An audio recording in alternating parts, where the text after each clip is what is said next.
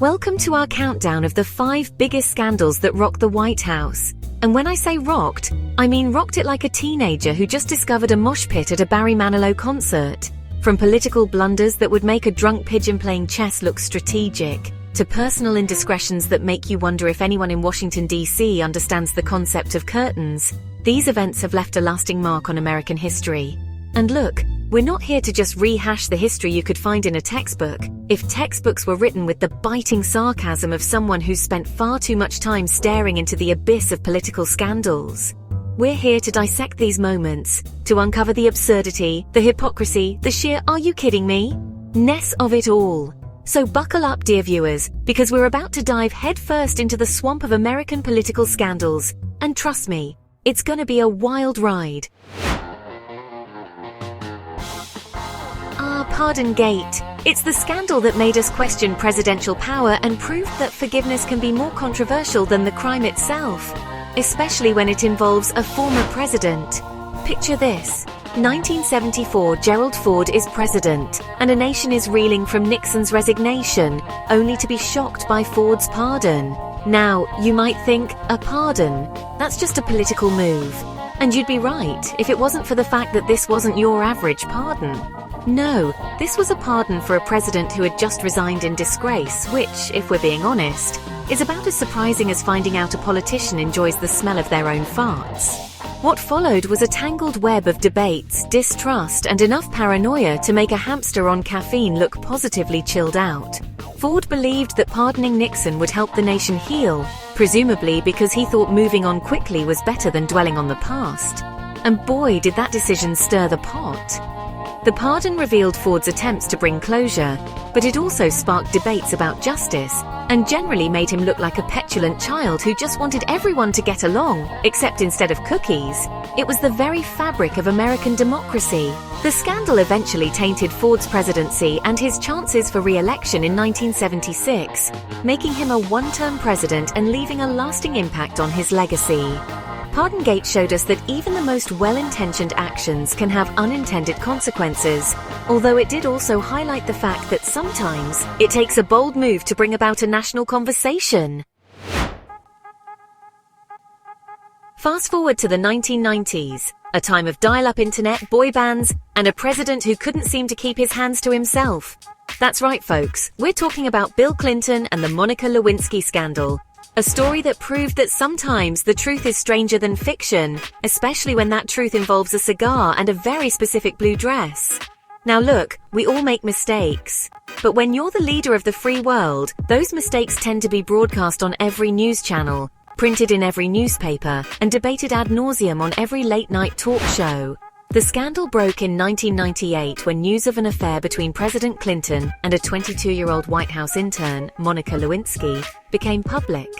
And just like that, the world was introduced to terms like inappropriate relationship and sexual relations, which, let's be honest, are phrases that sound like they were invented by a committee of lawyers.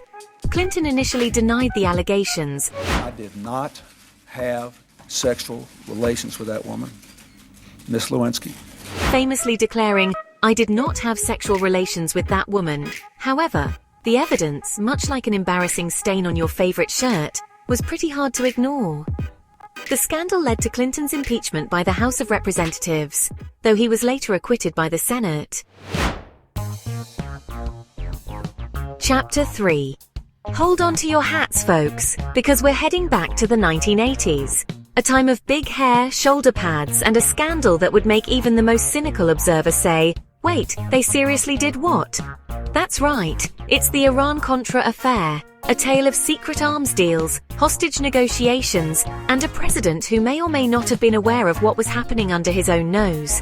The scandal unfolded like a bad spy novel, complete with clandestine meetings, shady middlemen, and enough plot twists to make your head spin. The Reagan administration, in an attempt to secure the release of American hostages held in Lebanon, secretly sold arms to Iran, selling arms to a country that sponsors terrorism. That seems like a bad idea. And you'd be right, it was a terrible idea. But it gets worse.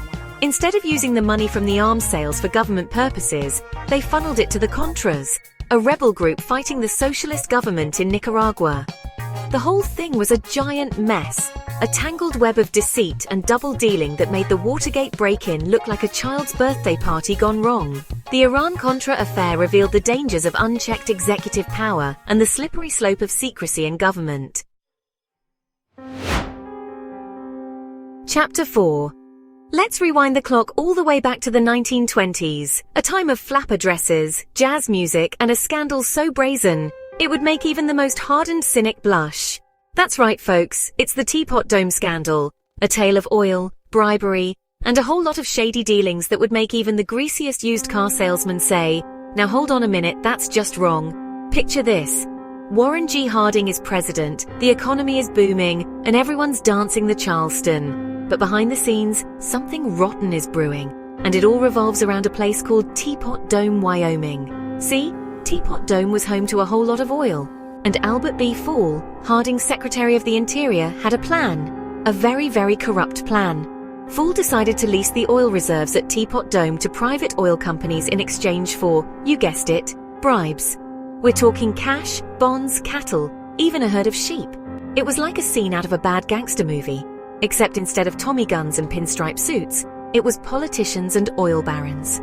The scandal eventually came to light, and Fall became the first cabinet member in US history to be convicted of a felony while in office.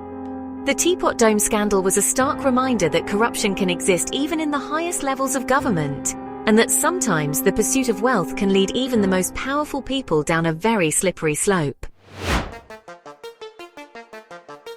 Chapter 5.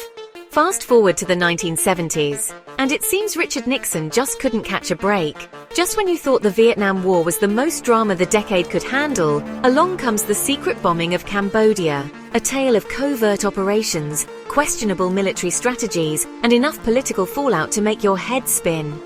This time it wasn't just Nixon in the hot seat, but Henry Kissinger was right there with him. See, back in the 1970s, during the height of the Vietnam War, Nixon and Kissinger were orchestrating secret bombings in Cambodia. They decided to target suspected Viet Cong sanctuaries in Cambodia, and let's just say things didn't exactly go according to plan. The bombings led to widespread destruction and civilian casualties, but that was just the tip of the iceberg. Soon, questions started swirling about the legality of the bombings, the secrecy surrounding them, and allegations of a cover-up. The Cambodia bombing controversy dragged on for years, spawning multiple investigations, congressional hearings, and enough conspiracy theories to fill a library. While Nixon and Kissinger themselves were never charged with any wrongdoing, several of their associates were convicted of various crimes related to the scandal. The Cambodia bombing controversy, much like a bad case of heartburn, just wouldn't go away. It cast a shadow over Nixon's presidency and fueled the fires of partisan politics. It was a reminder that even the most seemingly strategic military decisions can have far-reaching consequences, especially when you're talking about the President and National Security Advisor of the United States. Well, there you have it, folks. 5 of the biggest scandals to ever grace the hallowed halls of the White House. From Watergate to Whitewater, these events have shown us that even the most powerful people in the world are susceptible to the temptations of power, greed, and just plain old bad judgment. These scandals remind us that even the highest office in the land is not immune to controversy. They serve as a cautionary tale, a reminder that power corrupts and absolute power corrupts absolutely. Or, as William Shakespeare so eloquently put it, uneasy lies the head that wears a crown. Thanks for watching, and don't forget to like, share, and subscribe for more intriguing historical insights.